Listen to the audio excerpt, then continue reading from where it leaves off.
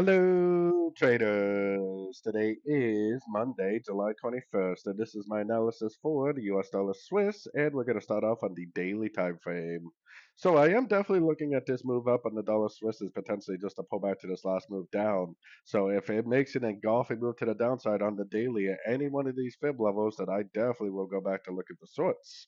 As of right now, the market flow is up because we are in a crescent to the upside, so I would recommend longs on shorter time frames still. Going down to the 1 hour time frame, this looks like it potentially is going to go up again. I think it potentially could go up to any one of these Fibonacci levels, and because of the market flow on the daily, it could possibly just keep going up. But if it does go up to, one of these Fibonacci levels, makes a nice break to the downside like that, that would be considered an ABC crescent, and that would be considered a really nice sorting opportunity.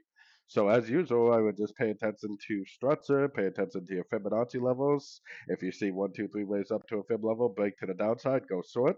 If it just keeps on making very impulsive moves to the upside with no break to the downside at a Fibonacci level, then you should just continue to follow the daily time frame market flow, which is currently still up.